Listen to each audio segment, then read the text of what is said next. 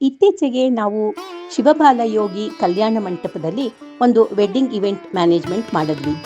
ಇದು ಹುಡುಗ ಹುಡುಗಿ ಇಬ್ಬರ ಕಡೆಯವರಿಗೂ ನಡೆಸಿಕೊಟ್ಟ ಇವೆಂಟ್ ಮ್ಯಾನೇಜ್ಮೆಂಟ್ ಆಗಿತ್ತು. ನಾವು ಬೆಳಗ್ಗೆ ಬೇಗನೆ ಛತ್ರಕ್ಕೆ ಹೋಗಿ ನಾವು ತಗೊಂಡು ಹೋಗಿದ್ದ ಎಲ್ಲ ಐಟಮ್ಸ್ನು ಬಿಡದಿ ಮನೆಯಲ್ಲಿ ಜೋಡಿಸಿದ್ವಿ. ಡೋರ್ ಡೆಕೋರೇಷನ್ ಮಾಡಿದ್ವಿ. ತೋರಣ ತೋಮಾಲೆ ಎಲ್ಲ ಹಾಕಿ ನೇಮ್ ಪ್ಲೇಟ್ ಅಂಟಿಸಿ ಸಿದ್ಧ ಮಾಡಿದ್ವಿ.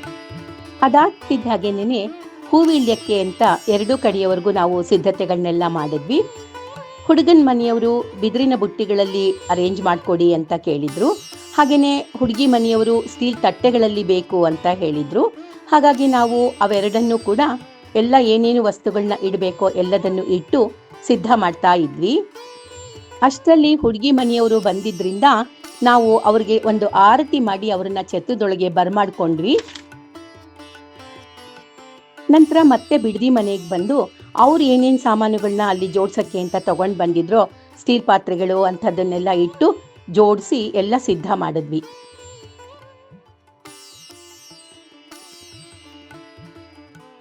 ಹುಡುಗಿ ಕಡೆಯವರಿಗೆ ಮಲ್ನೀರ್ ಶಾಸ್ತ್ರಕ್ಕೆ ಎಲ್ಲ ಸಿದ್ಧತೆಗಳನ್ನು ಮಾಡಿಟ್ಟಿದ್ವಿ.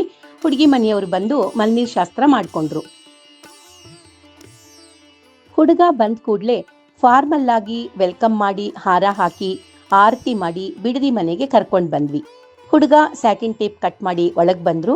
ನಂತರ ಬಿಂದಿಗೆ ಕೆಳಗೆ ಇಳಿಸೋ ಶಾಸ್ತ್ರ ಕೂಡ ಆಯಿತು. ನಂತರ ಹುಡುಗನ ಕಡೆಯವರು ಮಲ್ನೀರು ಶಾಸ್ತ್ರಕ್ಕೆ ಬಂದರು. ಅವ್ರಿಗೂ ಕೂಡ ಸಪರೇಟಾಗಿ ಎಲ್ಲ ಸಿದ್ಧಪಡಿಸಿ ಇಟ್ಟಿದ್ವಿ. ಅವರು ಕೂಡ ಮಲ್ನೀರು ಶಾಸ್ತ್ರ ಮಾಡಿಕೊಂಡ್ರು. ಮಲ್ನೀರು ಕಾರ್ಯಕ್ರಮ ಮುಗಿದ ನಂತರ ಇದ್ದಿದ್ದ ಶಾಸ್ತ್ರ ಹೂವಿಳ್ಯ.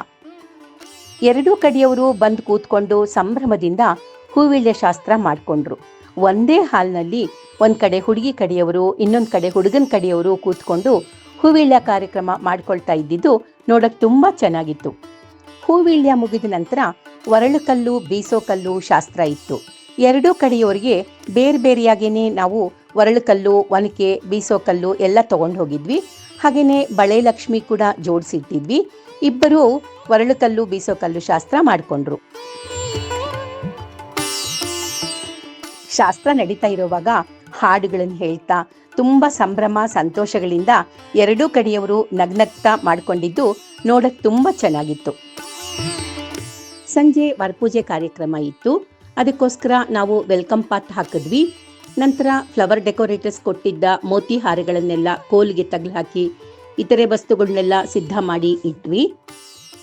ಹುಡುಗನ ಮನೆಯವರು ಆಗಲೇ ಛತ್ರಕ್ಕೆ ಬಂದಿದ್ದರಿಂದ ಈಗ ವರಪೂಜೆಗೆ ಅಂತ ಮತ್ತೆ ಅವರು ಹೊರ ಪ್ರಯಾಣ ಅಂದರೆ ಛತ್ರದಿಂದ ಹೊರಗಡೆ ಹೋಗಿ ಮತ್ತೆ ಫಾರ್ಮಲ್ ಆಗಿ ವರಪೂಜೆಗೆ ಛತ್ರಕ್ಕೆ ಬರೋ ಅಂಥ ಕಾರ್ಯಕ್ರಮ ಇತ್ತು. ಅವರುಗಳನ್ನೆಲ್ಲ ಹಾರ ಹಾಕಿ ಸ್ವಾಗತಿಸಿದ್ದಾಯಿತು. ಹುಡುಗ ವೆಲ್ಕಮ್ ಪಾತ್ ಮೇಲೆ ನಡ್ಕೊಂಡು ಬಂದು ದೀಪ ಹಚ್ಚಿ ಇನಾಗಿರೇಟ್ ಮಾಡಿದ್ರು. ವರಪೂಜೆಗಾಗಿ ಹುಡುಗ ಮತ್ತು ಹುಡುಗಿ ಕಡೆಯವರು ಸೆಲೆಕ್ಟ್ ಮಾಡಿದ್ದ ಟ್ರೇಗಳನ್ನೆಲ್ಲ ಜೋಡಿಸಿದ್ವಿ.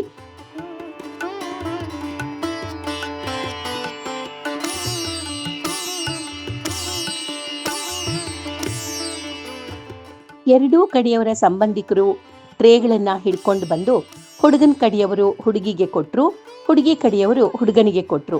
ವರಪೂಜೆ ಒಟ್ಟಿನಲ್ಲಿ ತುಂಬ ಚೆನ್ನಾಗಿ ನಡೀತು. ವರಪೂಜೆ ನಂತರ ಗೌರಿ ಪೂಜೆ ಕಾರ್ಯಕ್ರಮ ಇತ್ತು. ಮಾಮೂಲಿನಂತೆ ನಾವು ಗೌರಿಗಳನ್ನು ಕೂಡಿಸಿ ಅರಿಶಿಣದ ಗೌರಿ ಮಾಡಿಟ್ಟು ಅರಿಶಿಣ ಕುಂಕುಮದ ತಟ್ಟೆ ಎಲ್ಲ ಸಿದ್ಧ ಮಾಡಿಟ್ವಿ. 5 ಜೊತೆ ಮರದ ಬಾಗನೆಗಳನ್ನು ತಂದಿದ್ವಿ. ಜೊತೆಗೆ ಗೌರಿ ಪೂಜೆಗೆ ಬೇಕಾದ ಎಲ್ಲ ವಸ್ತುಗಳನ್ನು ಸಿದ್ಧ ಮಾಡಿ ಇಟ್ಟಿದ್ವಿ. ಹುಡುಗನ ಕಡೆಯವರು ಬಂದು ಹುಡುಗಿ ಕೈಯಲ್ಲಿ ಗೌರಿ ಪೂಜೆ ಮಾಡಿಸ್ತಾರೆ ಅಲ್ವಾ. ಹುಡುಗನ ಕಡೆಯ ಸಿದ್ಧತೆಗಳು ಕೂಡ ಈ ಪ್ಯಾಕೇಜ್ನಲ್ಲಿ ಸೇರಿದ್ದರಿಂದ ಅವ್ರು ತರಬೇಕಾದ ಹಣ್ಣಿನ ತಟ್ಟೆ ಅಲಂಕಾರದ ಗೆಜ್ಜೆ ವಸ್ತ್ರ ಎಲ್ಲ ಕೂಡ ನಾವೇ ಸಿದ್ಧ ಮಾಡಿಟ್ಟಿದ್ವಿ. ಹುಡುಗನ ಮನೆಯವರು ಅವುಗಳನ್ನೆಲ್ಲ ತಂದು ಹುಡುಗಿ ಕೈಲಿ ಗೌರಿ ಪೂಜೆ ಮಾಡಿಸಿದ್ರು. ಗೌರಿ ಪೂಜೆ ಸಮಯದಲ್ಲಿ ಲಕ್ಷ್ಮೀ ಶೋಭಾನೆ ಹಾಡಿದ್ರು. ಕೇಳಕ್ಕದೆಲ್ಲ ತುಂಬಾ ಚೆನ್ನಾಗಿತ್ತು. ತುಳಸಿ ಪೂಜೆಗೆ ವಿಠಲರಾಯನ ಪಟ್ಟದ ರಾಣಿಗೆ ಶ್ರೇಷ್ಠಳೆನ್ನಿಸಿ ತಟ್ಟೆಲಿ ಆರತಿ ಎತ್ತಿನ ಬೆಳಗುವೆ, ತಟ್ಟೆಲಿ ಆರತಿ ಎತ್ತಿನ ಬೆಳಗುವೆ, ಕೋಟಳೆ ಮುಕ್ತಿ. ಗೌರಿ ಪೂಜೆ ನಡೀತಾ ಇರುವಾಗ ಇನ್ನೊಂದು ಕಡೆ ನಾವು ಕಾಶಿ ಯಾತ್ರೆಗೆ ಎಲ್ಲ ಸಿದ್ಧತೆಗಳನ್ನು ಮಾಡಿಕೊಂಡ್ವಿ.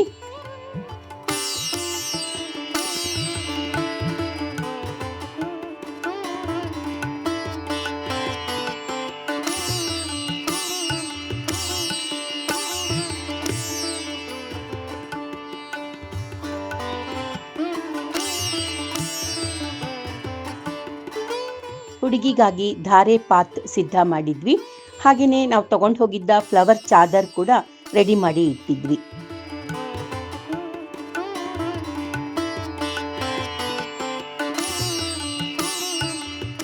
ಅದರ ಜೊತೆಗೇನೆ ಧಾರೆಗೆ ಬೇಕಾದ ಅಂತರಪಟ, ಚಿಬ್ಬಲು, ಬಣ್ಣ ಬಣ್ಣದ ಅಕ್ಷತೆಗಳು, 16 ದೀಪಗಳು ಎಲ್ಲ ಸಿದ್ಧ ಮಾಡಿಟ್ಟಿದ್ವಿ.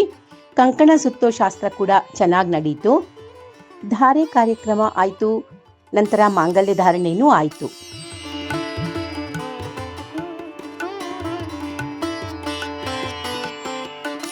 ಆಮೇಲಿದ್ದಿದ್ದು ಸಪ್ತಪದಿ ಕಾರ್ಯಕ್ರಮ.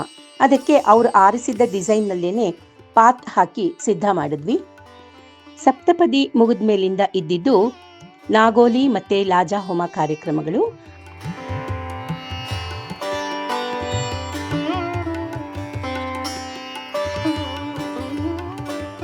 ಅದು ಮುಗಿದ ಮೇಲೆ ಭೂಮದೂಟ ಇತ್ತು. ಅದಕ್ಕೂ ಕೂಡ ಅವರು ಯಾವ ಡಿಸೈನ್ನ ಆರಿಸಿದ್ರೋ ಅದೇ ಡಿಸೈನ್ನಲ್ಲಿ ಡೆಕೋರೇಟ್ ಮಾಡಿದ್ವಿ. ಭೂಮದೂಟನೂ ಮುಗೀತು. ಭೂಮದೂಟ ಆಗ್ತಿದ್ದ ಹಾಗೇನೆ ಮಡಿಲು ತುಂಬೋ ಶಾಸ್ತ್ರ ಮಾಡಿದ್ರು.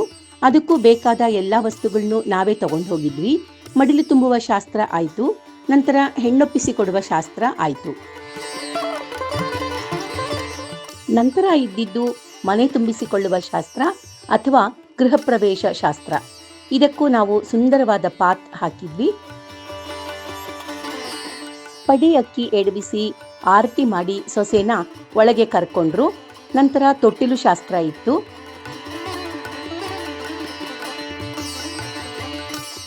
ಒಟ್ನಲ್ಲಿ ಹುಡುಗ ಹುಡುಗಿ ಎರಡು ಕಡೆಯವರಿಗೂ ಯಶಸ್ವಿಯಾಗಿ ಕಾರ್ಯಕ್ರಮ ನಡೆಸ್ಕೊಟ್ವಿ. ಎರಡೂ ಕಡೆಯವರು ತುಂಬ ಸಂತೋಷ ಪಟ್ಟರು. ಇದೊಂದು ಸಕ್ಸಸ್ಫುಲ್ ಇವೆಂಟ್ ಅಂತಾನೆ ಹೇಳಬಹುದು. ನಿಮ್ಮಲ್ಲೂ ಯಾರಾದರೂ ವೆಡ್ಡಿಂಗ್ ಇವೆಂಟ್ ಪ್ಲಾನ್ ಮಾಡ್ತಾ ಇದ್ರೆ ಸಪ್ತಪದಿ ಕ್ರಿಯೇಷನ್ಸ್ನ ಕಾಂಟ್ಯಾಕ್ಟ್ ಮಾಡಿ.